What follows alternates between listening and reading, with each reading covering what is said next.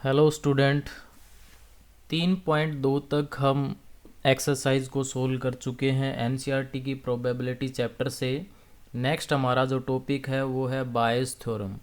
बायस theorem समझने से पहले हम समझेंगे कि टोटल प्रोबेबिलिटी क्या होती है। पहले हम इसको समझेंगे। इसको समझने के लिए आप देखो, मैं आपको एक एग्जांपल देता हूँ। मान लो आप यहाँ पे हैं, आपके पास 4 रास्ते हैं।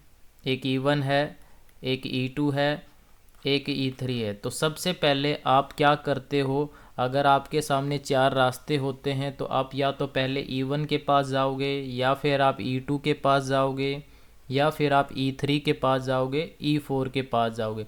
इन चारों रास्तों के बाद मान लो आपको आगे कोई भी प्रोबेबिलिटी टाइप में आपको स्पेस दे रखा है, मान लो बैग दे रखा है। जैसे हम मानते हैं कि आगे एक बैग रखा हुआ है इन चारों रास्तों के बाद में, इसमें से कोई एक इवेंट हमें निकालनी होती है। प्रोबेबिलिटी लैंग्वेज में अगर हम देखें तो अगर हमें ए इवेंट की प्रोबेबिलिटी निकालेंगे तो कैसे निकालेंगे।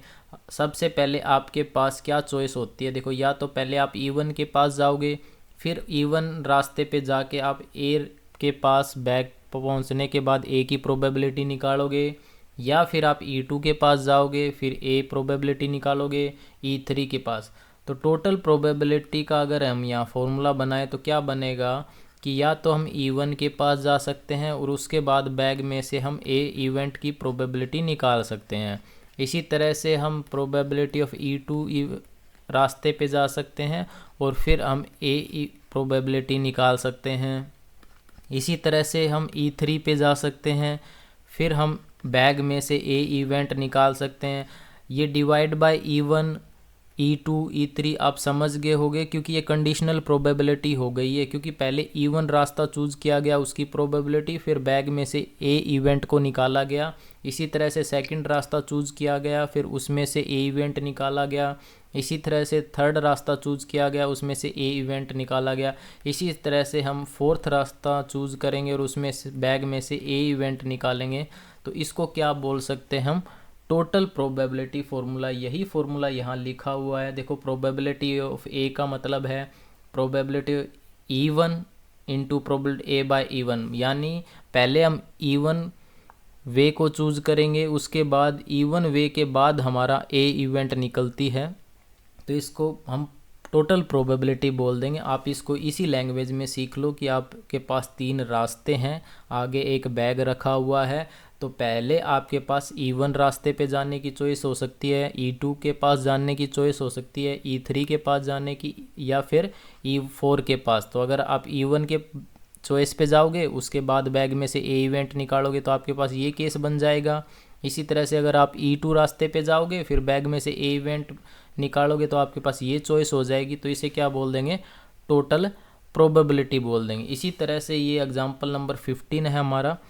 अगर आपको ये यहाँ ना समझ आया हुआ तो आप एग्जांपल नंबर 15 में आपको ये टोटल प्रोबेबिलिटी समझ आ जाएगा। देखो क्या दिया हुआ है, a person has undertake A construction job, यानी एक बंदे ने कंस्ट्रक्शन जॉब को लिया है।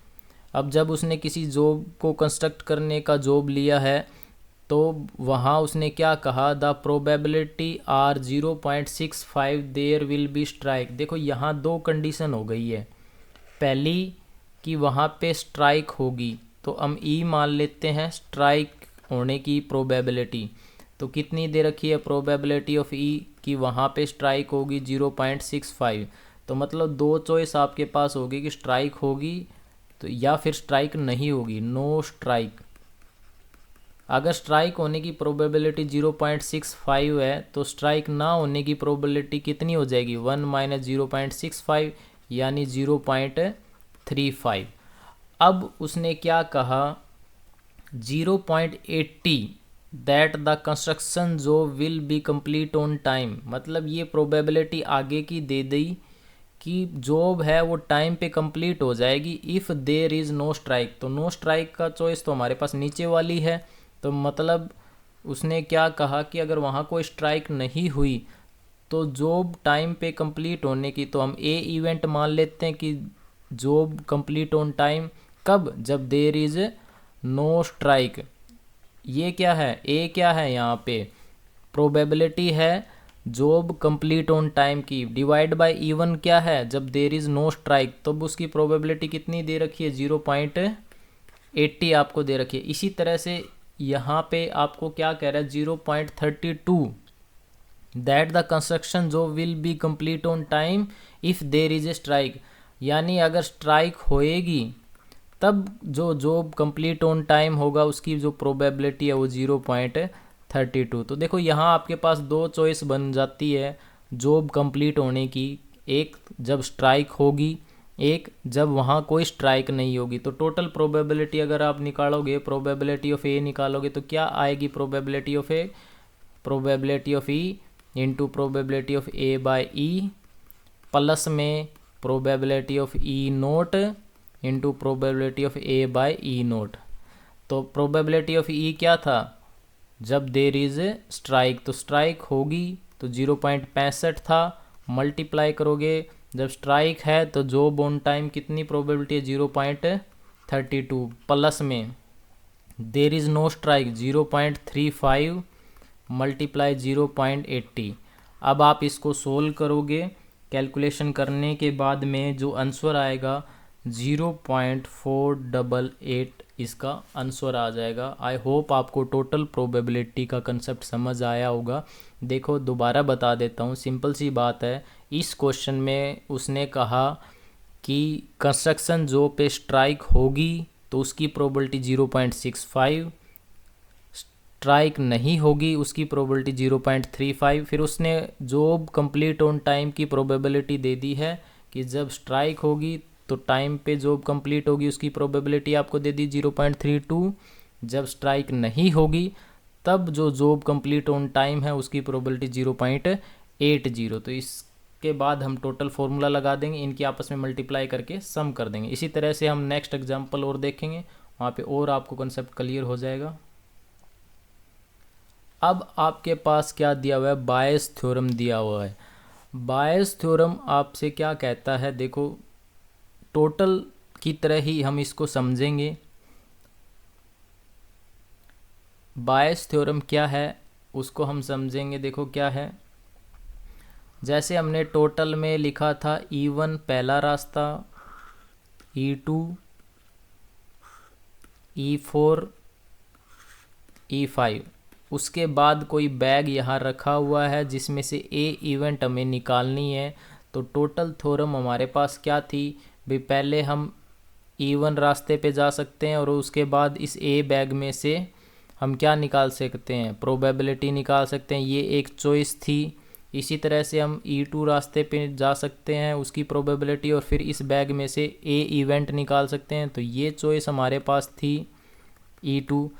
इसी तरह से हम E4 बैग के पास जा सकते हैं और उसमें से ए इवेंट निकाल सकते हैं, तो उसकी प्रोबेबिलिटी। तो बायस थ्योरम क्या कहती है, अगर वो कह दे, पढ़ो देखो क्या है, E1 E2 थ्योरम को समझते हैं, ऊपर पढ़ो जो मैं थ्योरम पढ़ रहा हूँ। E1 E2 EN are n non zero empty event. देखो E1 E2 यही है जो मैंने लिखे हैं यहाँ पे, ये E4 तक लिखे हैं। उसके बाद क्या कह रहा है, which constitute a partition of sample space, ये सैम्पल स्पेस के ही पार्टीशन है। उसके बाद इन सब का यूनियन करते हैं तो सैम्पल स्पेस आता है, वो इसने लिख रखा है S। And A B any event non zero probability, A क्या है, कोई भी नॉन जीरो प्रोबेबिलिटी है। देन ए बी एनी, तो प्रोबेबिलिटी ऑफ ई आई, देखो ये क्या पूछ रहा है क्वेश्चन में, क्या पूछ रहा है, probability of E I divide by A. इसका मतलब क्या है, ई आई का मतलब अगर मैं E4 ले लेता हूँ, E4 बाय ए ले लेता हूँ, तो इसका मतलब क्या है कि जो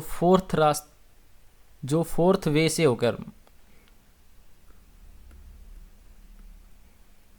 यहाँ 3 ले लेता हूँ, E4 का मतलब है कि आपको प्रोबेबिलिटी निकालनी है, फोर्थ रास्ते से होकर आपने ए इवेंट निकाली, उसकी क्या प्रोबेबिलिटी आएगी। तो फॉर्मूला क्या हो जाएगा, ऊपर तो आ जाएगा फोर्थ रास्ता और उसके बाद उस बैग में से आपने इवेंट और divide by total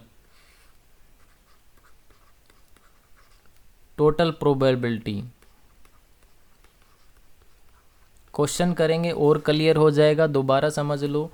bias theorem क्या कहती है, मान लो इसने ये कह दिया कि आपने फोर्थ रास्ता चूज किया, उसकी क्या प्रोबेबिलिटी होगी। तो अगर फोर्थ रास्ता हमने चूज किया तो उसकी उस रास्ते की प्रोबेबिलिटी ऊपर आ जाएगी और नीचे आ जाएगी टोटल प्रोबेबिलिटी। यही बायस थ्योरम होती है। देखो जोन सा वे वो कहता है कि आपने कौन सा वे चूज किया, उसकी क्या प्रोबेबिलिटी है, तो उसकी प्रोबेबिलिटी का फॉर्मूला होता है जो वे आप चूज करते हो उसकी प्रोबेबिलिटी ऊपर आ जाती है, नीचे आ जाती है टोटल प्रोबेबिलिटी, जो हमने प्रीवियस एग्जाम्पल में की थी। जब हम क्वेश्चन करेंगे और क्लियर हो जाएगा आपको। यही बात इसने यहाँ लिखी हुई है इस में। आई होप आपको थोड़ा कंसेप्ट क्लियर हो गया होगा। दोबारा से बता देता हूँ। देखो अगर आपके पास E1 E2 EN तक कोई भी वे या रास्ते आपको दे रखे हैं, उसके बाद आपको कोई इवेंट ए आपको निकालनी है। बायस थ्योरम के थ्रू अगर वो कहता है कि आपने कोई रास्ता चूज़ किया है, उस रास्ते की प्रोबेबिलिटी ऊपर आ जाएगी और नीचे टोटल प्रोबेबिलिटी आपकी आ जाएगी। एग्जाम्पल करेंगे तब आपको और क्लियर हो जाएगा क्या है। देखो इस एग्जाम्पल से आपको क्लियर हो जाएगा। देखो क्या है कि बायस थ्योरम यहाँ कैसे लगती है। सॉल्यूशन देखो क्या कहा, बैग 1 एंड बैग 2। तो सबसे पहले आपके पास क्या चॉइस है, दो बैग की चॉइस है। एक बैग नंबर 1 है, एक बैग नंबर 2 है। इस क्वेश्चन में ये बात दे रखी है कि बैग 1, अगर यहाँ बैग का नाम ना देता कि एक या दो तो अलग बात होती। यहाँ दो बैग दे रखे हैं आपको, बैग 1 एंड 2।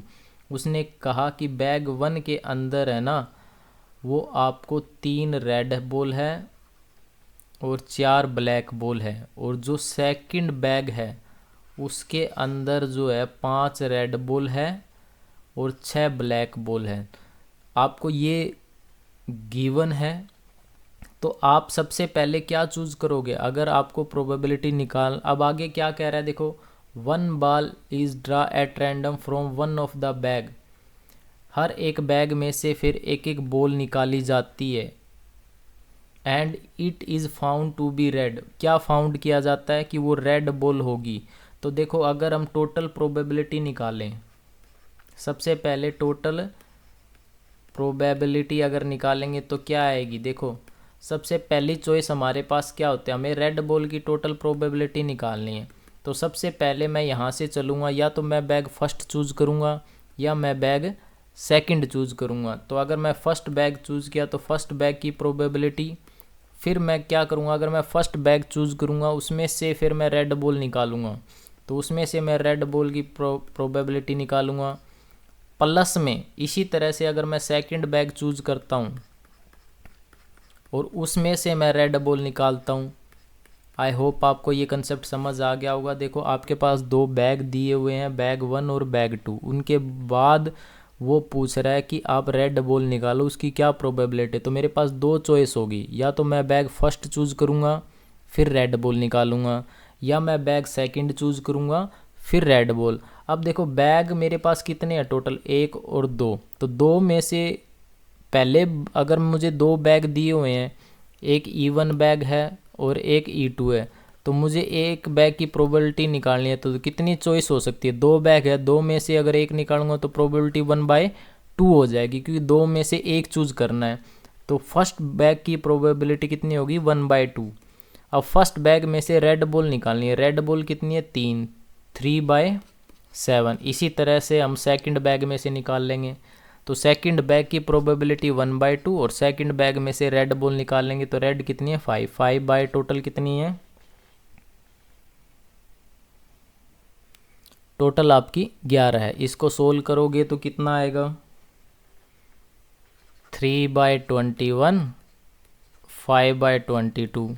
इसको काट दो यहाँ से, 1/7। तो 1/7 प्लस में 5/22। इसको यही रहने दो या इतना ही छोड़ दो, या सोल्व कर लो इसको। 7 दूनी 14, 1 7 दूनी 14, 1 15, 22 प्लस में 5। तो सोल्व किया तो क्या आया 27 डिवाइड बाय 154। तो ये तो टोटल प्रोबेबिलिटी हमारे पास आई है, बट हमें तो बायस थ्योरम निकालनी है। अब वो पूछ क्या रहा है क्वेश्चन में, वो देखो क्या है। आपको ये समझ आ गया होगा इतना जो मैंने किया है। अब आगे जो पूछ रहा है वो क्या पूछ रहा है, देखो यहाँ find the probability that it was draw from second bag. हमें प्रोबेबिलिटी निकालनी है सेकंड बैग में से रेड बॉल निकली है भाई, ये हमें निकालनी है। तो जिस भी बैग में से प्रोबेबिलिटी निकलती है उसकी टोटल प्रोबेबिलिटी ऊपर आ जाती है और नीचे आती है टोटल प्रोबेबिलिटी। तो सेकंड बैग में से निकली है तो सेकंड बैग की प्रोबेबिलिटी ऊपर आ जाएगी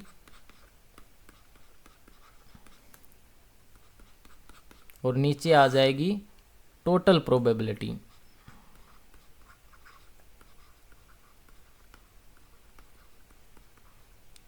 तो सेकंड बैग की प्रोबेबिलिटी 1/2, उसमें से रेड बॉल निकली थी 5/11 और नीचे आ जाएगी टोटल। टोटल कितनी थी हमारे पास 1/7, ये आ गई थी 27, 154।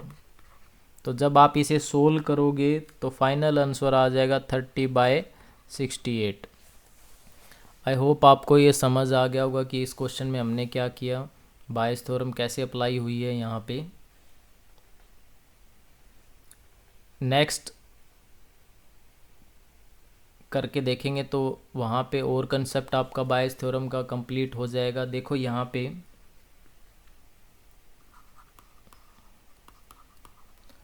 आपके पास कितने बैग है, 1 2 3। तो मैं मान लेता हूँ E1 E2 और E3 तीन बैग है। अगर आप तीनों बैग की, आपके पास यहाँ E1 एक बैग है, E2 एक बैग है और E3 एक बैग है। तो सबसे पहले आपके पास क्या चॉइस है हर एक बैग को चूज़ करने की। तो पहले बैग की प्रोबेबिलिटी अगर निकालोगे E1 की, तो टोटल 3 बैग है, 3 में से अगर एक बैग चूज़ किया तो उसकी प्रोबेबिलिटी 1/3। अगर दूसरा बैग चूज़ किया तो उसकी प्रोबेबिलिटी 1/3। तीसरा बैग चूज़ किया उसकी प्रोबेबिलिटी 1/3। यानी अगर सबसे पहले आपको बैग चूज़ करना है तो 3 में से पहला बैग उसकी, तो पहले बैग की प्रोबेबिलिटी आपको निकलेगी। उसके बाद वो क्या दे रहा है कि इन बैग के अंदर क्या है, ईच कंटेन 2 कोइन, हर एक बैग में 2 कोइन है। In box 1 both coin are gold, जो ई के अंदर है जो दोनों के दोनों कोइन है वो गोल्ड के हैं। कितने हैं, 2 कोइन गोल्ड के हैं, 2 कोइन आर गोल्ड।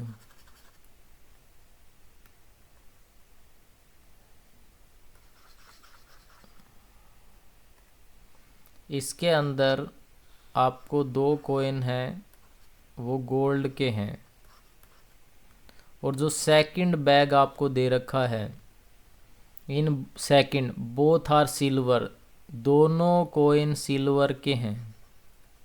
और जो थर्ड आपको दे रखा है उसमें आपको क्या कह रहा है, in the box third there is 1 gold 1 silver, 1 gold है और 1 सिल्वर है।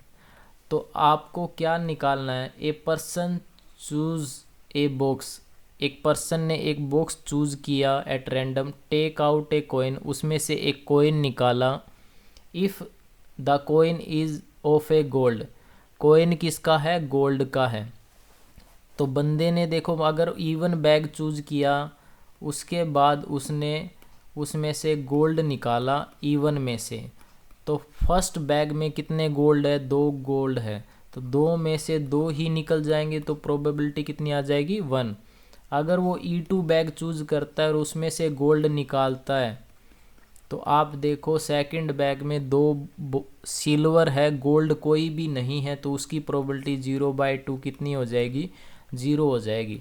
अगर थर्ड बैग चूज करता है और उसमें से गोल्ड निकालता है, तो अगर उसमें से गोल्ड निकालेगा तो गोल्ड एक ही है वहाँ पे 1/2, तो प्रोबेबिलिटी हो जाएगी 1/2। अब बायस थ्योरम का यहाँ कैसे यूज होगा वो देखो। अब ये क्या कह रहा है, what is the probability that the other coin in the box is also a coin. देखो यहाँ क्या कहा उसने, उसने कहा if the coin is a gold, मतलब एक कोइन निकाला वो गोल्ड है। लेकिन अगर वो दूसरा कॉइन निकालता वो भी गोल्ड है, तो ऐसा केस तो सिर्फ पहले वाले बॉक्स के अंदर है जहाँ पे दोनों के दोनों क्या है, गोल्ड है।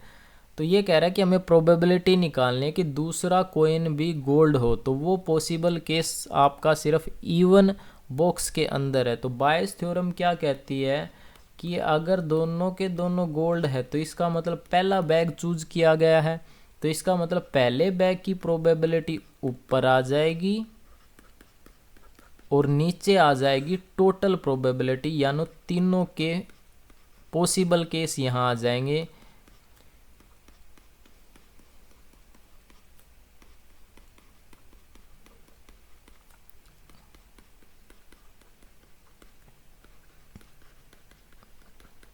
आई होप आपको ये समझ आ रहा होगा कि मैं कैसे कर रहा हूँ।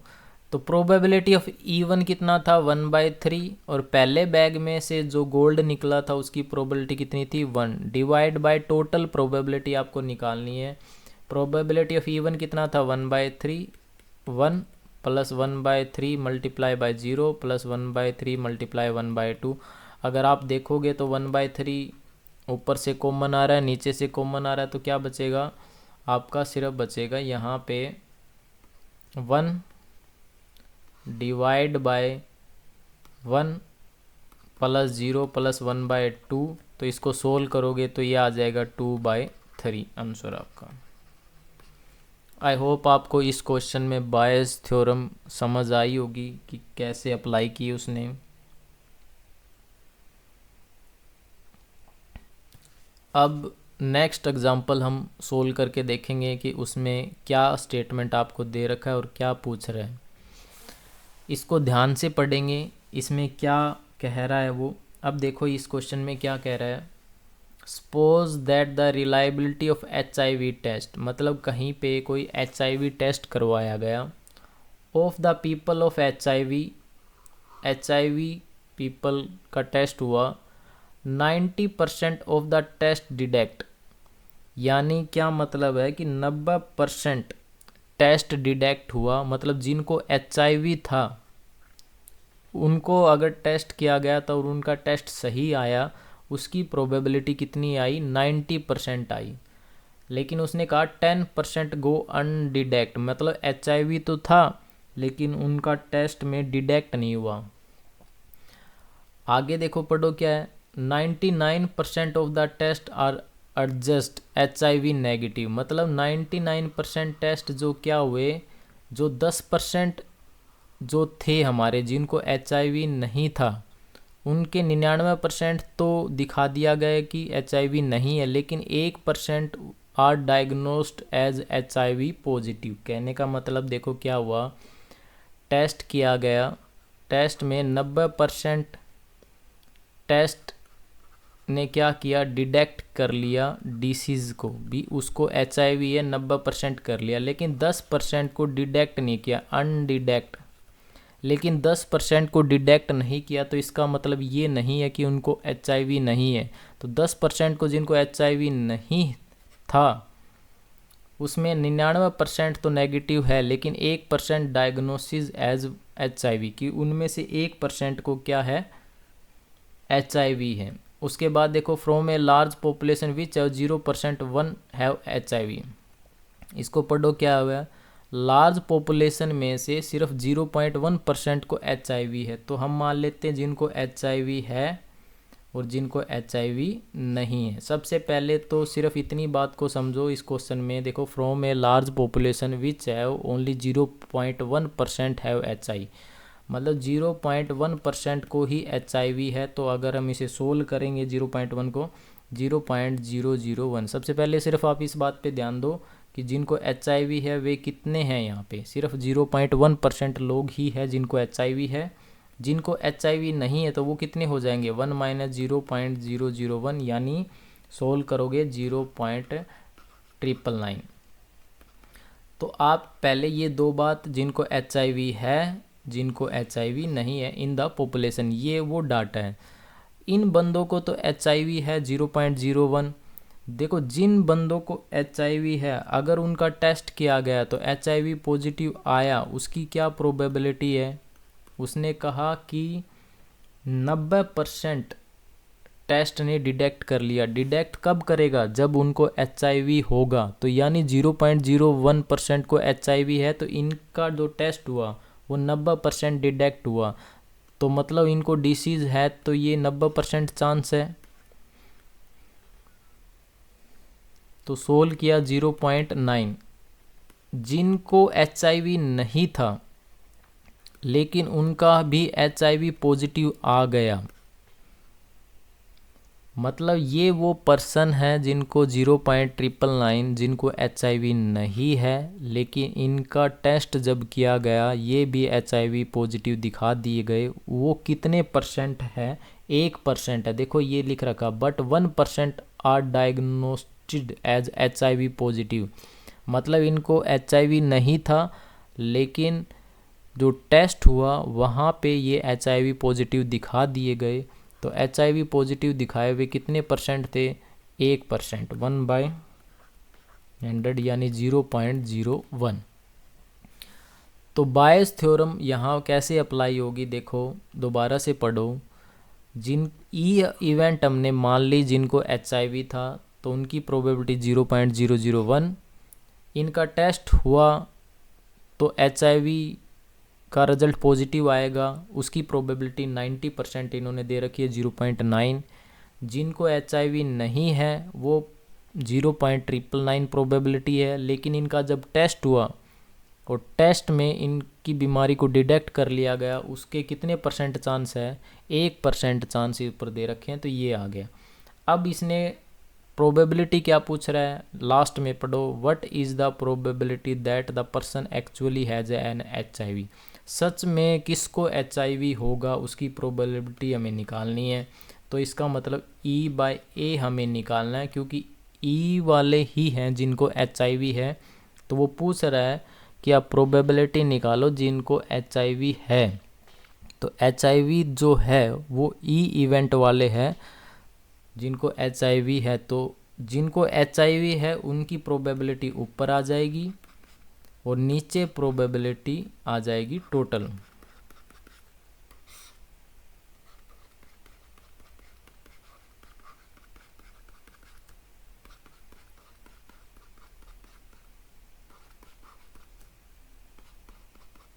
इसे सोल्व करोगे 0.001 मल्टीप्लाई करोगे 0.9 डिवाइड बाय 0.001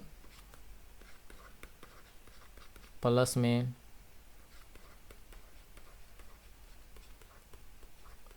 इसको सोल्व करोगे तो सोल्व करने के बाद जो आपका फाइनल आंसर आएगा 901089। तो ये प्रोबेबिलिटी आएगी इस क्वेश्चन में।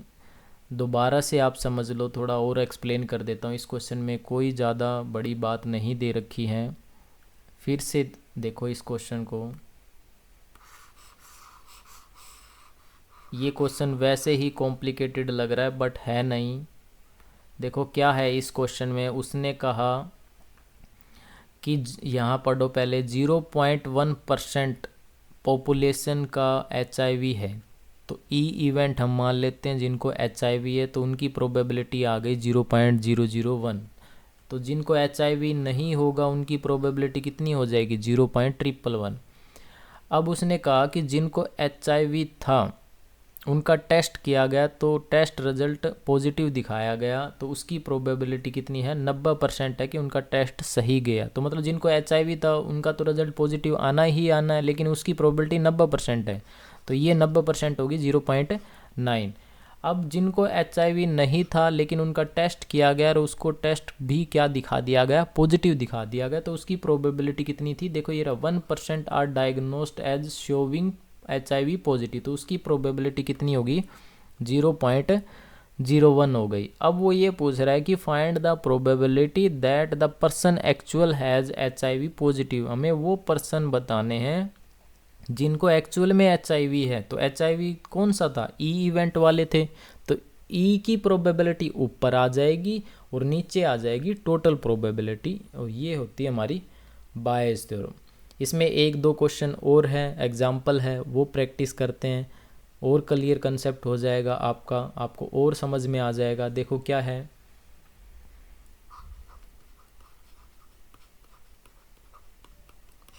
इन a factory which manufacture bolts, एक फैक्ट्री है जो मैन्युफैक्चर करती है बोल्ट ABC रिस्पेक्टिवली, यानी एक कंपनी है, इसके पास 3 मशीनें हैं, एक A है, एक B है और C है।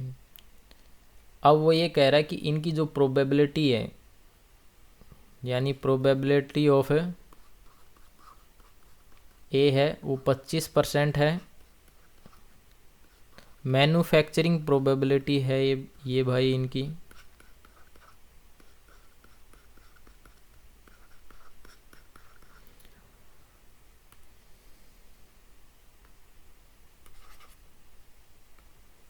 क्वेश्चन को दोबारा पढ़ो, देखो क्या है, in a factory which manufactures bolt machine ABC manufacture respectively 25%, 35%, 40% of the bolts, यानी A जो है वो 25% बोल्ट्स बनाती है, B 35% और C 40%।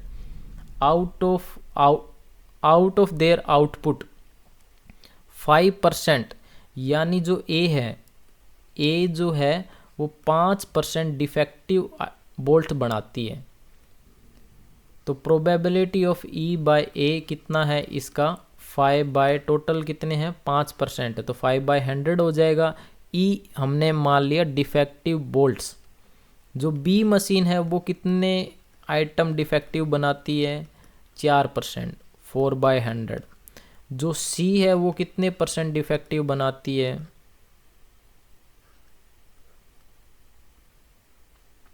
जो C है वो 2% डिफेक्टिव आपका बनाती है। तो ये क्वेश्चन आपको दे रखा है, उसने क्या कहा, A B और C 3 मैन्युफैक्चरिंग फैक्ट्री है, जो A जो है वो 5% डिफेक्टिव बनाती है, B जो है वो 4% और C है 2% डिफेक्टिव बनाती है। आगे हमें क्या निकालना है, what is the probability that it is manufactured by machine B, हमें वो प्रोबेबिलिटी निकालनी है जो B से मैन्युफैक्चर्ड होगी।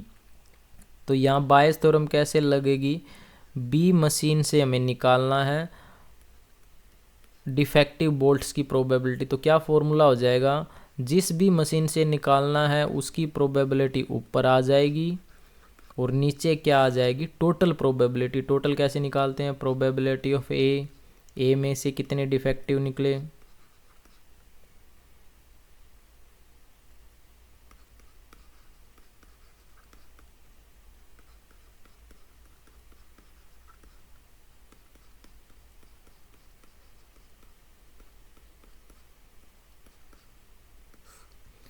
तो आप इसे सोल्व करोगे, प्रोबेबिलिटी ऑफ B कितना था 25 divide by 100 multiply by B में से कितने % डिफेक्टिव आया, सॉरी ये 35 है भाई,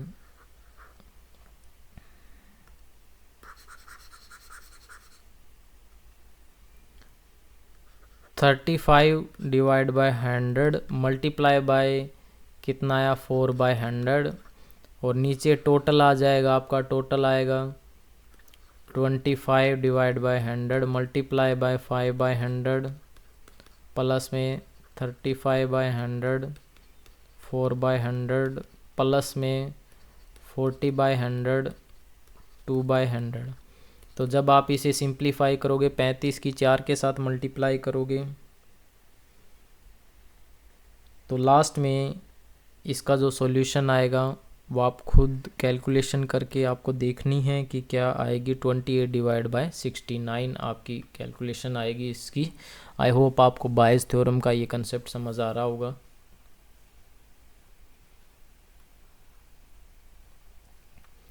लास्ट 2 एग्जाम्पल और रहते हैं ये और प्रैक्टिस करते हैं। देखो एग्जाम्पल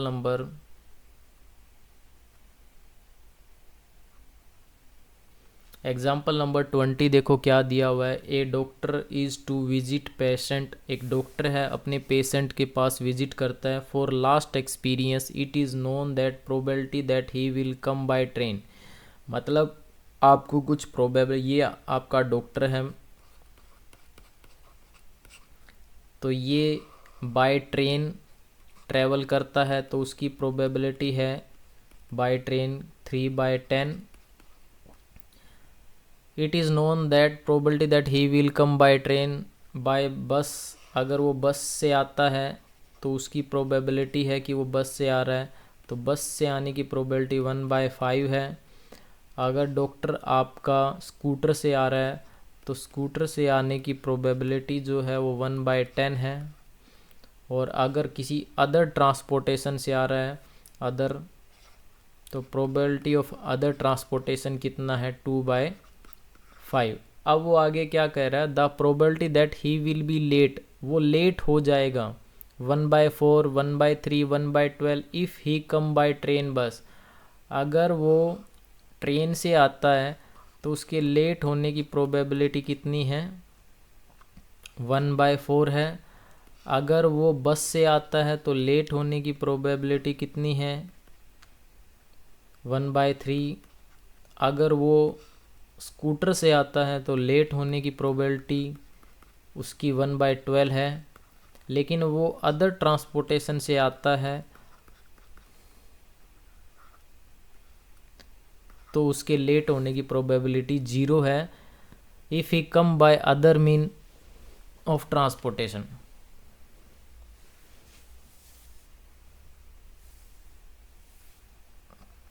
अब क्या पूछ रहा है क्वेश्चन में, what is the probability that he come by train, कि वो ट्रेन से आया होगा, इसकी क्या प्रोबेबिलिटी है। तो ट्रेन से आया होगा, ट्रेन की प्रोबेबिलिटी ऊपर आ जाएगी और नीचे लेट आ जाएगा। तो क्या फॉर्मूला था बायस थ्योरम, जो ट्रेन की प्रोबेबिलिटी है वो तो ऊपर आएगी और नीचे आएगी टोटल प्रोबेबिलिटी। तो कितना आ जाएगा 3/10 मल्टीप्लाई बाय 1/4 डिवाइड बाय, आप इन सब को टोटल प्रोबेबिलिटी से ऐड कर दो। आई होप अब आपको ये समझ आ गया होगा, मैंने डायरेक्ट बिना फॉर्मूले से इसको लिख दिया है।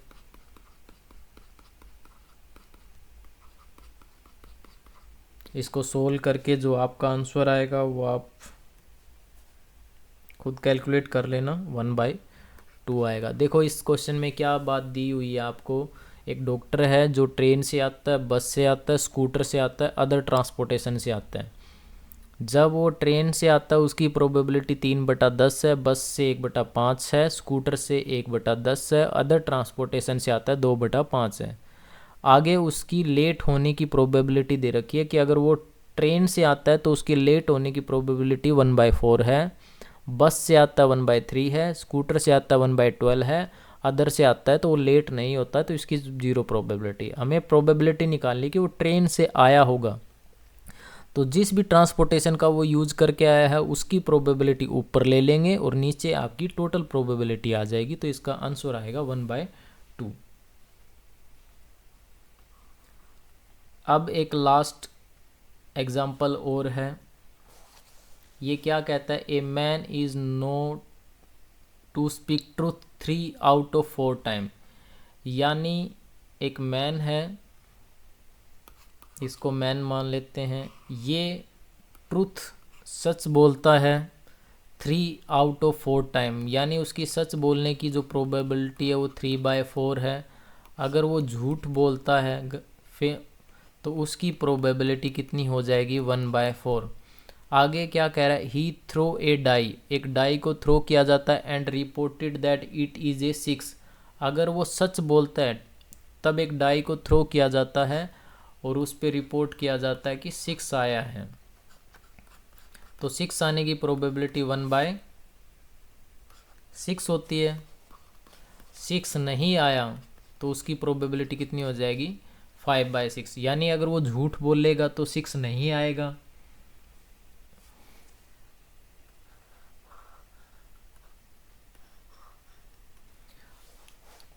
बट हमें प्रोबेबिलिटी निकालनी क्या है, find the probability that it is actually a 6, कि वो सच में 6 आया है। 6 कब आएगा, जब वो सच बोलेगा। तो इसका मतलब सच बोलने की जो प्रोबेबिलिटी है वो ऊपर आ जाएगी और नीचे जो आएगी वो टोटल प्रोबेबिलिटी आ जाएगी।